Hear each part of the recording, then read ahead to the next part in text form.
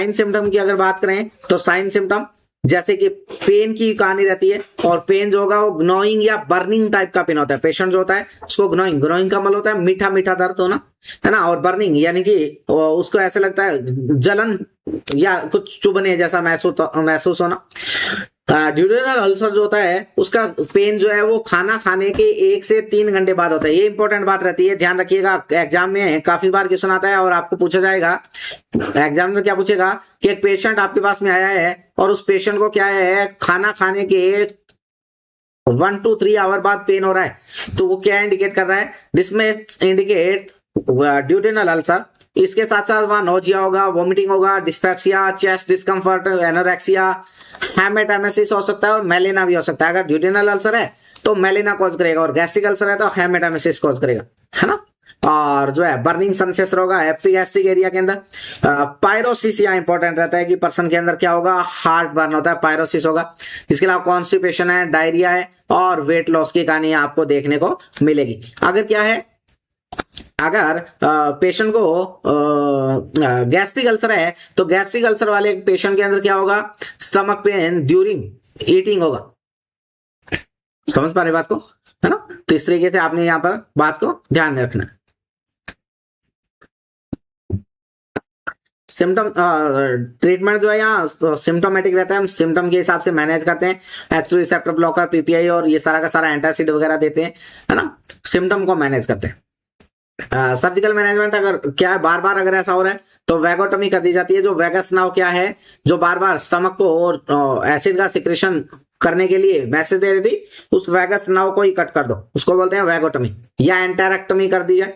एंटेरेक्टमी यानी पाइलर सेंट्रम, जो हमारा पाइलर स्पार्ट जो है, जहां पर ये क्या है बार बार प्रॉब्लम हो रही है, तो उस जगह को हम क्या करते हैं, पाइलर्स को कट करके निकाल दें, है ना। या पाइलोरोप्लास्टी हो सकता है, तो इस तरीके से आप क्या कर देंगे, सर्जरी। या एक होता है गैस्ट्रोड्यूडेनोस्टोमी, बिलरोथ 1, जिसमें क्या कर दिया जाता है, जो आपका स्टमक है उसका लोअर पोर्शन और आपका जो ड्यूडेनम है उसका फर्स्ट पोर्शन जो है वो निकाल दी जाती है और उसके बाद उनको कनेक्ट कर दिया जाता है। एक होता है गैस्ट्रोजेजुनोस्टोमी, बिलरोथ 2, जिसमें क्या है, स्टमक का पार्ट, डिस्टल पार्ट जो स्टमक और इसके साथ साथ ड्यूडेनम का पार्ट जो निकाल दिया जाएगा, और जेजुनम के साथ में इसको क्या कर दिया जाता है, स्टमक को जोड़ दिया जाता है। This is gastrojejunostomy, Billroth 2 procedure. Complication क्या हो सकता है, आपका जो पेशेंट है, जब पेप्टिक अल्सर वाले पेशेंट में क्या कॉम्प्लिकेशन होंगे, तो वहां हेमरेज है, परफोरेशन है या जीआई ऑब्स्ट्रक्शन आपको देखने को मिल सकता है। जोलिंजर-एलिसन सिंड्रोम हमने पढ़ लिया है। अगर स्टमक का जो आपका म्यूकोजा है उसका इन्फ्लामेशन हो जाए, उसको हम बोलते हैं गैस्ट्राइटिस। 2 टाइप का होता है, एक्यूट गैस्ट्राइटिस जिसको पैन गैस्ट्राइटिस भी बोलते हैं, और एक होता है क्रोनिक। क्रोनिक का मतलब जो बार बार कंडीशन हो रही है, और इसको लीड करने का सबसे बड़ा कारण किसका रहता है, तो सबसे बड़ा कारण इसमें आपका रहता है जो हेलिकोबैक्टर पाइलोरी रहता है। और अगर बार बार किसी को क्या हो रहा है, गैस्ट्राइटिस हो रहा है, तो गैस्ट्राइटिस में lead to deficiency of intrinsic factor, और इंट्रिंसिक फैक्टर की कमी की वजह से वहां क्या हो जाएगा, परनीसियस एनीमिया हो जाता है। तो जब भी क्या है, किसी पेशेंट को अगर क्या है गैस्ट्राइटिस हुआ है तो उसको सॉफ्ट फ्लूइड डाइट देना आता है। इसके अलावा उसको एसिड ब्लॉकर देते हैं, और इसके साथ साथ उसको एंटीबायोटिक पे रखा जाता है ताकि एच पाइलोरी जो होता है, हेलिकोबैक्टर पाइलोरी, उसको किल किया जा सके। और उसके लिए हम क्लेरिथ्रोमाइसिन और एमोक्सिसिलिन 10 से 14 दिन तक जो है वो चलता है। नेक्स्ट आपका आता है स्मॉल इंटेस्टाइन, और small intestine it is a longest organ in GI system. GI system का सबसे बड़ा ऑर्गन जो है, लंबाई के अंदर जो सबसे बड़ा रहता है, लॉन्गेस्ट, और लगभग 5 मीटर तक ये क्या रहती है, लंबी रहती है। स्मॉल इंटेस्टाइन जो है ये आपका पाइलोरिक स्फिंक्टर से शुरू होती है और इलियोसिकल वाल्व तक चल जाती है। तो ये सबसे लंबा ऑर्गन रहता है जीआई सिस्टम का। और जो है इसके 3 पार्ट होते हैं, और 3 पार्ट की अगर बात करें तो एक होता है ड्यूडेनम, एक होता है जेजुनम और एक होता है इलियम। ड्यूडेनम लगभग 25 सेंटीमीटर लंबा होता है। ड्यूडेनम में एक ग्लैंड होता है जिसका नाम होता है ब्रोनर ग्लैंड। इंपॉर्टेंट बात रहती है, ध्यान रखिएगा, ब्रोनर ग्लैंड कहाँ होती है, तो ड्यूडेनम के अंदर ब्रोनर ग्लैंड रहती है। और जो है यहां से जो है सिक्रेशन होता है किसका, तो secrete from gall bladder and pancreas are release into duodenum, जो क्या है आपका जो ड्यूडेनम होता है, इस ड्यूडेनम में क्या होता है, जो है कर्व्ड पोर्शन बनता है और वहां पर क्या होती है आपकी जो है बाइल डक्ट आकर के खुलती है, कॉमन बाइल डक्ट, जिसको हम स्फिंक्टर ऑफ ओडाई के नाम से जानते हैं, जहां पर आपके क्या है पैंक्रियाज और गॉल ब्लैडर के सिक्रेशन आते हैं। आयरन का एब्जॉर्प्शन जो है वो कहाँ होता है अगर आपको पूछा जाए, तो iron are absorb into the small intestine और स्मॉल इंटेस्टाइन का ड्यूडेनम वाले पार्ट के अंदर क्या होता है आपका एब्जॉर्प्शन होता है। उसके बाद जेजुनम, और जेजुनम फोलिक एसिड को एब्जॉर्प्शन करने के लिए जिम्मेदार रहता है। लगभग 2 मीटर लंबाई रहती है जेजुनम की, और जेजुनम इज ए सेकेंड या middle part of the small intestine, और इसके अंदर क्या होता है जो एब्जॉर्प्शन है, लगभग सारे न्यूट्रिएंट यही एब्जॉर्ब होते हैं वाटर को छोड़ करके। उसके बाद आता है इलियम, जिसको हम टर्मिनल सेक्शन बोलते हैं, और लगभग 3 मीटर लंबाई होती है इलियम की, और इलियम जो है ये विटामिन B12 को एब्जॉर्ब करने का काम करता है, ये सबसे बड़ी कहानी है। इसके साथ साथ यहाँ वाटर का एब्जॉर्प्शन होता है।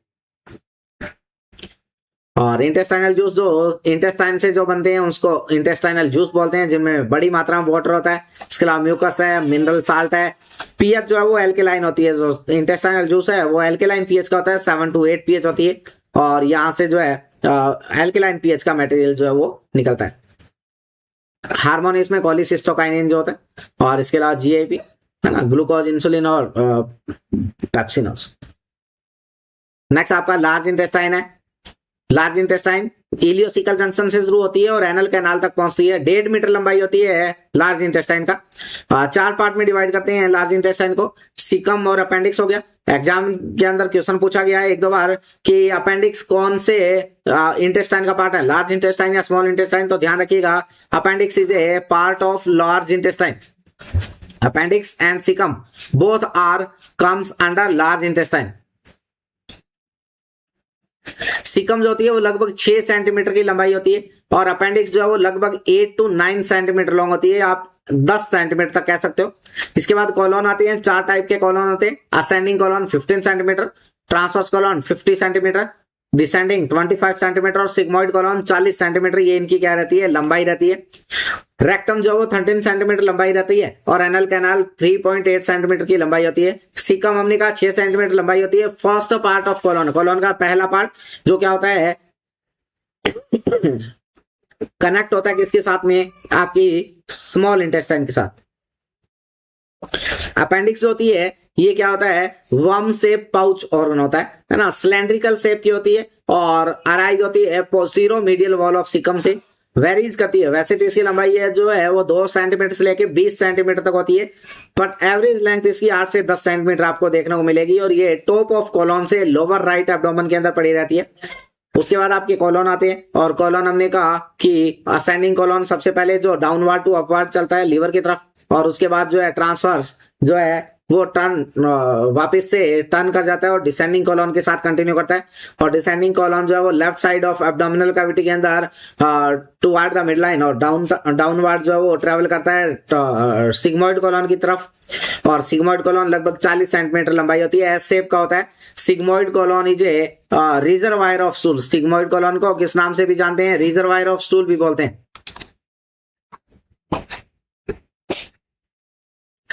Reservoir of stool, sigmoid colon को किस नाम से भी जानते हैं, रिजर्वायर ऑफ स्टूल के नाम से भी जाना जाता है। 40 सेंटीमीटर लंबाई होती है, एस शेप का होता है ना। और रेक्टम हमने कहा कि लोअर डायलेटेड पार्ट है लार्ज इंटेस्टाइन का। सिग्मोइड कॉलोन और एनल कैनाल दोनों को जोड़ने का काम करता है। पेल्विक कैविटी में पड़ा रहता है। 13 सेंटीमीटर इसकी लंबाई रहती है। तो ये बात आपने क्या करनी है, ध्यान में रखनी है सारी की सारी। अब हम बात करते हैं और सबसे पहले डिजीज पोर्शन पढ़ते हैं हम इंटेस्टाइन का। और सबसे पहले हमारी डिजीज है इंटेस्टाइनल ऑब्स्ट्रक्शन। जो हमारी इंटेस्टाइन है उसका नॉर्मल फ्लो का ऑब्स्ट्रक्शन होना, दिस इज इंटेस्टाइनल ऑब्स्ट्रक्शन, उसको इंटेस्टाइनल ऑब्स्ट्रक्शन बोलते हैं। और इंटेस्टाइनल ऑब्स्ट्रक्शन जो है ये मोस्ट कॉमन साइट कौन है इसकी, इलियम। 85% इलियम में होती है, 15% कहाँ होती है, सिग्मोइड कॉलोन के अंदर होती है। कॉज अगर आपको पूछे तो अडल्ट के अंदर मोस्ट कॉमन कॉज होता है एडेशन। और अगर बच्चे में बात करें, most common cause in adult is adhesion. और अगर हम बात करें बच्चे के अंदर, तो बच्चे में होता है इंटूससेप्शन। कौन होता है, इंटूससेप्शन। और इसके अलावा वल्वलस इनकी ट्विस्टन हो जाना या पैरालाइटिक इलियस, ये सारे के सारे जनरल कॉज रहते हैं।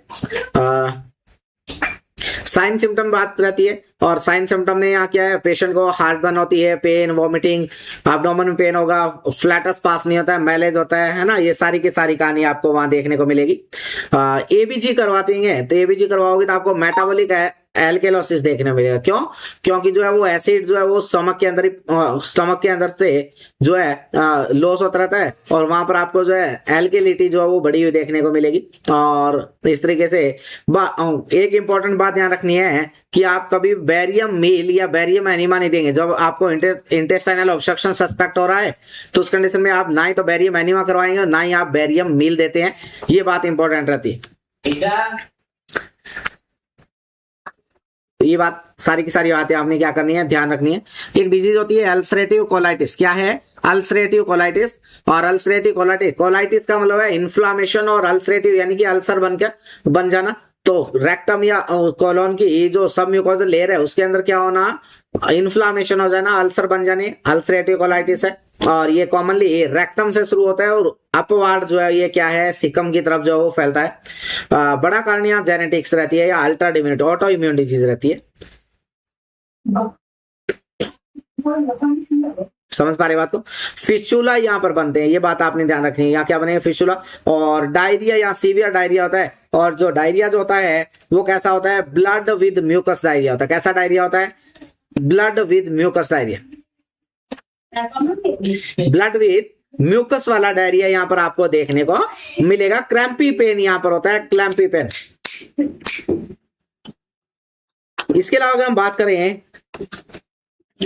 तो ये देखिए पोजीशन की अगर बात करें अल्सरेटिव कोलाइटिस के पेशेंट में, तो नी चेस्ट वाला पोजीशन देते हैं। जब आप क्या करेंगे, कोलोनोस्कोपी करेंगे, है ना, क्या करते हैं डायग्नोस्टिक टेस्ट जब करेंगे तो आप क्या करते हैं, सिग्मोइडोस्कोपी या कोलोनोस्कोपी करेंगे। और सिग्मोइडोस्कोपी या कोलोनोस्कोपी करेंगे के लिए पोजीशन कैसी देंगे, तो पोजीशन जो है वो आपका कौन सा रहने वाला है, नी चेस्ट पोजीशन जो है, ये आपने जो देख रहे हैं ये पोजीशन आप क्या करेंगे, पेशेंट को प्रोवाइड करते हैं।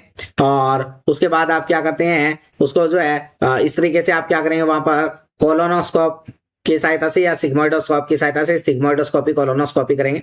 या आपका एंडोस्कोप है जो क्या है अंदर की तरफ इंसर्ट करते हैं और वहां से फिर हम जो है विजुअलाइजेशन किया जाता है। डाइट का फिनोमेना इंपॉर्टेंट रहता है कि अल्सरेटिव कोलाइटिस वाले पेशेंट में कौन सा डाइट देना होता है। तो डाइट आपने बताना है कि अगर पेशेंट अल्सरेटिव कोलाइटिस के साथ में है तो उसको लो रेजिडुअल डाइट देना होता है अगर एक्यूट एपिसोड है तो। और अगर क्या है क्रोनिक कंडीशन में चला गया है तो आप क्या करेंगे, फिर उसको जो है हाई रेजिडुअल डाइट देंगे और हाई प्रोटीन हाई कैलोरी देते हैं। ये बात आपने ध्यान रखनी होती है।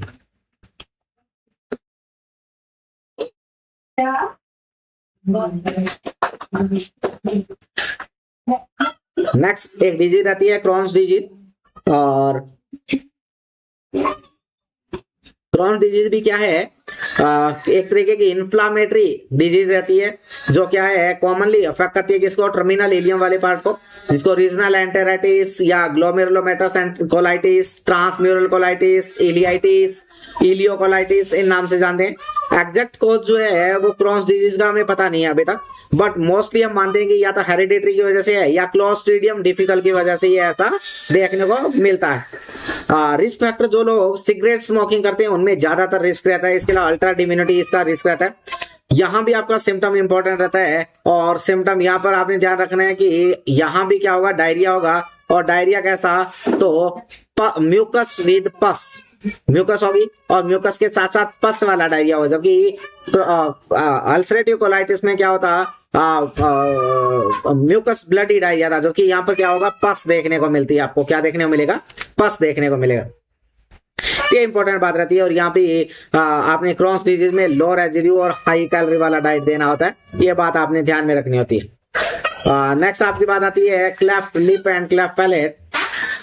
क्लेफ्ट लिप और क्लेफ्ट पैलेट ये भी क्या है, कंजेनिटल एनोमली है और बेसिकली ये अपर लिप्स के अंदर देखने को मिलती है।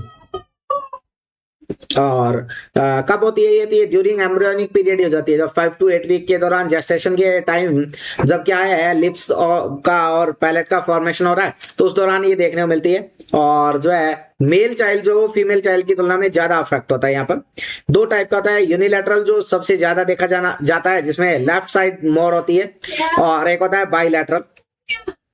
इसके अलावा मोनोजाइगोटिक ट्विन है या कोई रेडिएशन एक्सपोजर हुआ है या टोर्च का इन्फेक्शन हुआ, किसी को रूबेला सिंड्रोम हुआ, तो उस कंडीशन में जो है ये आपको आप कह सकते हैं कि जो है क्लेफ्ट लिप और क्लेफ्ट पैलेट देखने को ज्यादा मिलता है। क्लिनिकल फीचर्स की बात करें तो पेशेंट जो बच्चा जो होता है उसको स्वेलोइंग में डिफिकल्टी होती है, यानी कि डिस्फेजिया होगा, तो न्यूट्रिएंट अच्छे से नहीं ले पाएगा, और न्यूट्रिएंट अच्छे से नहीं लेगा तो एफटीटी फेलियर टू थ्राइव में चला जाएगा। ओरल म्यूकोजा का इन्फेक्शन हो जाता है, क्योंकि माउथ जो है वो ओपन रहता है और बार बार जो एयर एंटर होती है और बाहर की तरफ जाती है, तो उस कंडीशन में ओरल म्यूकोजा इन्फेक्शन होने के चांस ज्यादा रहते हैं।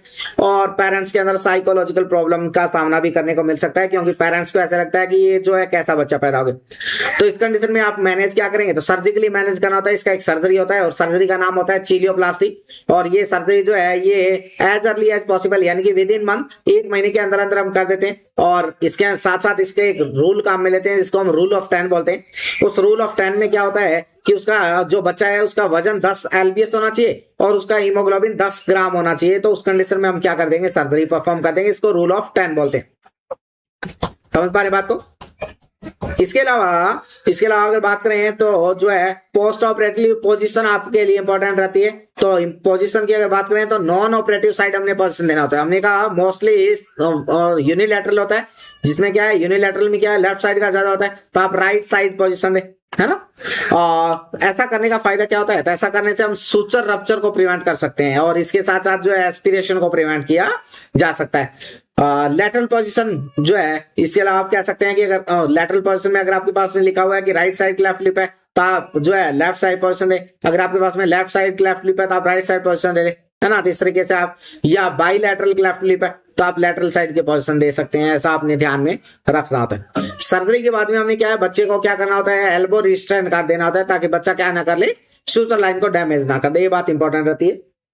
और फीडिंग के दौरान आपने सेमी फाउलर पोजीशन देना होता है बच्चे को। ये बात ध्यान में रखनी होती है। एक होता है क्लेफ्ट पैलेट, और क्लेफ्ट पैलेट की बात करें तो 9 to 12 week of gestation age पे होती है। जब बच्चे का डेवलपमेंट हो रहा है उस दौरान 9 से 12 वीक के दौरान होती है। और यहाँ पर जो पैलेटाइन पैलेट का फॉर्मेशन हो रहा है तो वो आपस में फ्यूज होने में अनेबल हो जाती है, और यहाँ पर फीमेल चाइल्ड जो मेल चाइल्ड की तुलना में ज्यादा अफेक्ट होता है। बच्चे में डिस्फेजिया होगा, डेंटिशन में प्रॉब्लम होती है, दांत जो आगे पीछे हो जाते हैं बच्चे के, और ओटाइटिस मीडिया यहाँ कॉमनली देखने को मिल सकता है। और इसको ठीक करने के लिए एक सर्जरी करते हैं, जिस सर्जरी का नाम होता है स्टाइलोग्राफी या पैलेटोप्लास्टी, जो 12 से 18 महीने या 6 से 18 मंथ पे की जाती है। कब, और इसके साथ साथ एक फिनोमेना यहाँ की ये स्पीच के डेवलपमेंट होने से पहले पहले करते हैं, नहीं तो बाद में बच्चे में अच्छे से स्पीच का डेवलपमेंट नहीं हो पाता है। और यहाँ पर जब आप क्या करेंगे, सर्जरी करेंगे, तो सर्जरी के बाद आप क्या करेंगे, प्रोन पोजीशन में रखते हैं बच्चे को ज्यादातर, और फेस जो है वो साइड लाइन पोजीशन के अंदर रखना होता है। ये बात आपको ध्यान में रखनी होती है। नेक्स्ट कंडीशन एक होती है पाइलोरिक स्टेनोसिस, और पाइलोरिक स्टेनोसिस इसमें क्या हो जाता है, पाइलोरिक स्टेनोसिस बोलो या हाइपर ट्रॉफिक पाइलोरिक स्टेनोसिस, ऐसा कुछ बोल सकते हो। तो इसमें क्या है, पाइलोरिक स्फिंक्टर जो है उसकी जो मस्कुलर लेयर है उसकी क्या हो जाती है, हाइपरट्रॉफी हो जाती है, जिसकी वजह से वहां क्या हो जाएगा, नैरोविंग और स्टेनोसिस हो जाती है, जिससे क्या है कि वो जो स्टमक की इम्पटिंग है वो क्या हो जाती है, डिले होती रहती है। ये पहले क्या था, कंजेनिटल था, बस आजकल ये क्या हो रही है, एक्वायर्ड एनोमली के तौर पर देखी जा रही है। यहाँ पर क्या होता है, सबसे ज्यादा जो है आप कह सकते हैं कि मेल चाइल्ड जो है वो ज्यादा अफेक्ट होते हैं फीमेल चाइल्ड की तुलना में, और मेल चाइल्ड लगभग 5 टाइम ज्यादा अफेक्टेड होते हैं। आप कह सकते हैं कि फर्स्ट चाइल्ड जो है वो ज्यादा अफेक्ट होता है पाइलोरिक स्टेनोसिस की कंडीशन में। और सबसे इंपॉर्टेंट साइन यहाँ क्या है, तो projectile vomiting is most important sign of pyloric stenosis. और ये जो प्रोजेक्टाइल जो वॉमिटिंग होगी ये नॉन बिलियस वाली होती है, और यहाँ पर आप कह सकते हैं ये कॉफी कलर का एमएसएस होता है। इसके अलावा बच्चे में जो है बार बार क्या है, वॉमिटिंग की वजह से ब्रेन इंजरी हो सकती है और आईसीपी बढ़ने के चांस रहते हैं। इसको फुलनेस ऑफ स्टमक फील होता है, स्टमक का साइज बढ़ जाएगा बच्चे का, और वॉमिटिंग की वजह से बच्चा डिहाइड्रेटेड हो जाता है, मेटाबॉलिक एसिडोसिस में चला जाएगा, एल्केलोसिस में चला जाता है, और हाइपर वेंटिलेशन में चला जाता है। इलेक्ट्रोलाइट इंबैलेंस हो जाते हैं। जब आप बच्चे के एब्डोमेन को ध्यान से अगर आप देखेंगे तो आपको लेफ्ट टू राइट क्या होता है, एक पेरिस्टालसिस मूवमेंट की वेव का देखने को मिलती है। इसके अलावा वहां पर ओलाइव शेप मास आपको देखने मिलेगा। क्या देखने मिलेगा, ओलाइव शेप मास देखने मिलेगा। इसके अलावा जो है after feed with in 30 minute जो है बच्चा क्या है, फीलिंग ऑफ हंगर की फीलिंग होने लगेगी, और बच्चे में कॉन्स्टिपेशन रहता है, फेलियर टू थ्राइव की तरफ जाता है। ये बात आपने ध्यान रखनी है। यहाँ आपको मशरूम साइन देखने मिलता है। हमने कहा कि बच्चे में क्या देखने मिलेगा, मशरूम साइन। तो ये इस तरीके का कुछ आपको हो सकता है, आपको इमेज दे दे, और उस इमेज के अंदर ये क्या है, स्टमक है। ये जो हम देख रहे हैं ये स्टमक है, ये स्टमक है, स्टमक ये स्टमक है, और ये यहाँ पर क्या है, ये जहां से ये क्या है, जो स्मॉल इंटेस्टाइन के साथ में इस तरीके से कनेक्ट होना था, तो वहां पर ये मसल्स का ओवरग्रोथ हो गया, और ओवरग्रोथ होने की वजह से यहाँ पर ये ऐसे लग रहा है जैसे कोई मशरूम बन गया, तो इसको हम बोलते हैं मशरूम साइन। ये पाइलोरिक स्टेनोसिस के अंदर देखने को मिलता है, मशरूम साइन इसको बोलते हैं। बात ध्यान रखना है, ओलाइव शेप मास और मशरूम साइन और राइट टू लेफ्ट आपको पेरिस्टालसिस मूवमेंट का चलते हुए देखने को मिलना, हाइपर वेंटिलेशन होना, मेटाबॉलिक एल्कलोसिस होना, प्रोजेक्टाइल नॉन बिलियस वॉमिटिंग का होना, इस सारी की सारी बातें जो है आपने देखना है कि आपको कहां देखने को मिलेगी, जो है पाइलोरिक स्टेनोसिस में देखने को मिलती है। पोजीशन कैसी देते हैं, अपराइट पोजीशन यहाँ दी जाएगी, और बच्चे को क्या करते हैं हम, फ्लूइड और इलेक्ट्रोलाइट के मॉनिटर करते हैं। एनपीओ रखना होता है, बच्चे को हाइड्रेशन थेरेपी देते हैं। सर्जरी इंपॉर्टेंट रहती है, और सर्जरी का नाम है फ्रीडेंट राम स्टैंड ऑपरेशन किया जाएगा। क्या किया जाएगा, फ्रीडेंट राम स्टैंड ऑपरेशन या पाइलोरोमायोटमी की जाएगी। क्या की जाएगी, पाइलोरोमायोटमी या फ्रीडेंट राम स्टैंड ऑपरेशन करते हैं, और उसको क्या है, बच्चे को एनपीओ रखेंगे तब तक जब तक उसका गैग रिफ्लेक्स नहीं आ जाता। पोस्ट ऑपरेटिवली तब तक कुछ नहीं देना होता है बच्चे को जब तक उसका गैग रिफ्लेक्स जो वो वापस नहीं आ जाता है। इसके अलावा जब भी आप खाने को देंगे तो थोड़ा थोड़ा करके आपने देना होता है, ऐसे नहीं है एक साथ आपने जो है काफी सारी मात्रा में फूड दे दिया है, और खाना खिलाने के बाद या जो भी आप फीडिंग करवाने के बाद बच्चे को क्या करेंगे, बर्प करेंगे। ये बात ध्यान रखना। एक कंडीशन होती है इंटरसेप्शन। इंटरसेप्शन का मतलब होता है कि जो इंटेस्टाइन का पार्ट जो है वो एक पार्ट जो है वो दूसरे पार्ट के अंदर घुस जाए, उसको हम बोलते हैं इंटरसेप्शन, यानी कि टेलीस्कोपिंग होना। और ये जो है ये मोस्ट कॉमन कॉज है इंटेस्टाइनल ऑब्स्ट्रक्शन का बच्चों के अंदर, और बच्चों में भी कौन सी एज में, 3 to 6 मंथ। होता क्या है इसमें, तो इसमें पेन होगा बच्चे को एब्डोमेन के अंदर, कोलिक लाइक पेन होता है, सीवियर स्पाज्मोडिक पेन होता है, बहुत ज्यादा दर्द होता है। बच्चा क्या करता है, अपनी बॉडी को किंक करता है, नी को बेंड करके, और जोर जोर से क्राई करता है। सॉसेज शेप का मास यहाँ आपको देखने को मिलेगा। क्या देखने को मिलेगा, सॉसेज शेप का मास देखने को मिलता है। इसके अलावा जो है red currant jelly like stool, ये this is cardinal sign of intussusception, ये आपको देखने को यहाँ पर मिलेंगे। डायग्नोसिस की बात करें तो यहाँ पर आप जो है जनरल कोल्ड स्प्रिंग साइन है, क्लॉ साइन है, या बैरियम मील एनिमा जब आप करवाएंगे तो उसमें बैरियम सल्फेट आपको देखने को मिलेगा रुका हुआ, है ना। तो इस तरीके से क्लॉ साइन में क्या होता है, ऐसे आपको जो है जैसे किसी बाज का जो पंजा है ऐसा आपको साइन यहाँ देखने को मिलता है। ट्रीटमेंट में हम हाइड्रोस्टेटिक एनिमा देते हैं। काफी बार एग्जाम में पूछा जाता है कि हाइड्रोस्टेटिक एनिमा दिया एक बच्चे को और उसके बाद उसको क्या है, उसको जो है स्टूल पास हो गया है, नॉर्मल ब्राउन कलर का स्टूल पास हो गया है, तो नर्स इसमें क्या करेगी, तो अगर हाइड्रोस्टेटिक एनिमा देने के बाद अगर स्टूल पास हो जाता है तो इसका मतलब है कि वहां जो है वो इंटरसेप्शन रिजॉल्व हो गया। ये बात आपने ध्यान रखनी होती है।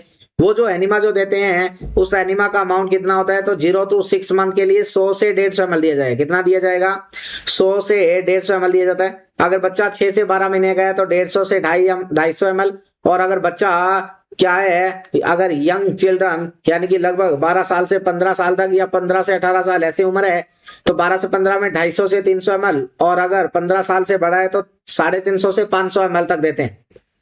जब एनिमा दे रहे हैं तो लेफ्ट साइड लैटरल पोजीशन देनी होती है। क्या देना होता है, लेफ्ट साइड लैटरल पोजीशन देनी होती है। और लेप्रोटमी जो है यहाँ पर प्रोसीजर किया जाएगा। अगर सर्जरी करनी पड़ती है तो उसमें हम लेप्रोटमी करते हैं, और लेप्रोटमी में हम क्या करेंगे, जो पार्ट जो है टेलीस्कोप हो गया वो दोनों पार्ट को कट करके बचे हुए रिमेनिंग पार्ट को आपस में हम क्या कर देंगे, कनेक्ट कर देंगे। एक होता है हिचन्स-स्प्रंस डिजीज, और हिचन्स-स्प्रंस डिजीज को कंजेनाइटल एग एंगलियोनिक मेगा कैलोन के नाम से जानते हैं, और ये सिग्मोइड कॉलोन के अंदर आपको देखने को मिलेगी। लार्ज इंटेस्टाइन का कंजेनाइटल डिजीज रहता है जिसमें क्या है, साइट होती है सिग्मोइड कॉलोन। सिग्मोइड कॉलोन में क्या होती है, जो गैंग्लिया जो होते हैं वो क्या हो जाते हैं, एब्सेंट हो जाते हैं। क्या हो जाएंगे, गैंग्लिया जो है वो एब्सेंट हो जाएंगे, और उसकी वजह से क्या है कि जो डिस्टल पार्ट है, जो डिजीज पार्ट है, जो आपका सिग्मोइड कॉलोन जो है वहां पर क्या है, पेरिस्टालसिस मूवमेंट नहीं होती है। तो उसकी वजह से क्या होगा, बच्चे में मेकोनियम पास नहीं हो पाता है, और बच्चा जो है, क्योंकि जनरली क्या है 90% चांस होते हैं कि बच्चा क्या कर लेता है, फर्स्ट 24 आवर के अंदर स्टूल पास कर लेता है, नहीं तो 48 आवर के अंदर तो 99% स्टूल पास हो ही जाना चाहिए। बट ऐसी कंडीशन में बच्चे में मेकोनियम जो वो पास होता ही नहीं है, एब्सेंट मेकोनियम होता है। तो उस कंडीशन को हम एग एंगलियोनिक मेगाकोलोन, और इसमें जब आप स्टूल देखेंगे तो यहाँ पर रिबन लाइक स्टूल देखने को मिलेगा, एब्डोमेन डिस्टेंड रहेगा बच्चे का, बिलियस वॉमिटिंग करता है बच्चा। तो फिर आप रेक्टल बायोप्सी करवाते हैं। तो यहाँ दो तरीके से आप मैनेज करते हैं इसको। आप क्या करते हैं, बच्चे में कोलोस्टोमी बनाते हैं। पहले क्या करेंगे, एक टेम्परेरी कोलोस्टोमी बनाएंगे, और उसके बाद फिर क्या करेंगे, सेकंड स्टेप में उन दोनों का क्या कर दिया जाता है, एंड टू एंड एनास्टोमोस करके जोड़ दिया जाता है। और यहाँ पर लैक्टुलोज नाम से सिर्फ बच्चे को प्रोवाइड करवाते हैं ताकि उसका कॉन्स्टिपेशन जो है उसको ट्रीट किया जा सके। नेक्स्ट एक होता है एनोरेक्टल मालफॉर्मेशन, जो 5th week of gestational age का एनोमली रहता है, और जिसमें एनस और रेक्टम की क्या हो जाती है का कंजेनिटल डिफेक्ट है, जिसमें प्यूबिक बोन मालफॉर्मेशन की वजह से होता है। गैस्ट्रोचियासिस, एम्फेलोसिल है ना, गैस्ट्रोचियासिस यानी एब्डोमेन के जो है पेरिनियम या अम्बिलिकल रीजन वाले पार्ट के अंदर क्या है, स्किन जो है वो एब्सेंट होती है, ऑर्गन जो है बाहर दिखाई देता है। और एम्फेलोसिल में क्या है, जो आपकी अम्बिलिकस है उससे क्या है, जो ऑर्गन है वो बाहर की तरफ क्या होता है, प्रोट्रूड होता है। तो ये क्या है, दोनों की दोनों बातें रहती है। ट्रैकियोएसोफेजियल फिस्टुला, जिसको इसोफेजियल एट्रेक्सिया बोलते हैं, 4 to 5th week gestational age में देखने मिलती है ना। तो ये भी इंपॉर्टेंट बात रहती है। 3C साइन होता है यहाँ पे, और 3C साइन में कफिंग, चॉकिंग और साइनोसिस यहाँ आपको देखने को मिलेगा। क्या देखने को मिलेगा, कफिंग, चॉकिंग और साइनोसिस, ये 3C आपको देखने को मिलते हैं। इंपॉर्टेंट बात रहती है। इसके अलावा यहाँ पर ड्रूलिंग और फ्रॉथिंग होती है ना, ड्रूलिंग और फ्रॉथिंग होगी। और अगर 3rd, 4th और 5th वाला अगर क्या है आपका है, तो उस कंडीशन में वहां पर क्या होगा, एब्डोमिनल डिस्टेंशन देखने मिलेगी। इसके अलावा एस्पिरेशनल न्यूमोनिया यहाँ देखने को मिल सकता है। तो एनजी ट्यूब डालकर देखते हैं, और जब एनजी ट्यूब अगर नहीं इंसर्ट कर रही है तो हम चेस्ट एक्सरे करवाते हैं, और उससे हमें कंफर्म हो जाता है। मैनेजमेंट के तौर पे यहाँ भी सर्जरी की जाती है, और सर्जरी करके हम 2 स्टेप में यहाँ सर्जरी होती है। एक में फिस्टुला लाइगेट होता है और दूसरे में एंड टू एंड एनास्टोमोस कर दिया जाता है। और सेमी फाउलर पोजीशन देनी होती है ताकि एस्पिरेशन से प्रिवेंट किया जा सके, और गैस्ट्रोस्टोमी ट्यूब डाल देते हैं फीडिंग करवाने के लिए बच्चों को। समझ पा रहे हैं बात को। एक लैक्टोज इंटॉलरेंस होता है, जिसमें क्या है कि लैक्टोज जो है वो ग्लूकोज प्लस ग्लैक्टोज में कन्वर्ट नहीं होता है, लैक्टोज डिहाइड्रोजनेज एंजाइम की वजह से। तो जो है उसमें क्या होगा, तो ऐसे पेशेंट जो है उनमें फाउल स्मेल स्टूल होता है, फेलियर टू थ्राइव में चले जाते हैं, इंटेस्टाइन कॉलिक पेन होता है। तो पता लगाने के लिए हम टेस्ट करवाते हैं, जिसका नाम होता है लैक्टोज ब्रीथ टेस्ट या हाइड्रोजन ब्रीथ टेस्ट करवाया जाता है। और लैक्टोज फ्री फॉर्मूला देना होता है। डेयरी प्रोडक्ट जो है वो क्या करने होते हैं, अवॉइड करने होते हैं जिनमें लैक्टोज होता है ना। बिना लैक्टोज वाले आप दे सकते हैं, लैक्टोज अवॉइड करने की यहाँ कहानी रहती है। ग्लैक्टोसीमिया, जिसमें ग्लैक्टोकाइनेज एंजाइम की डेफिशिएंसी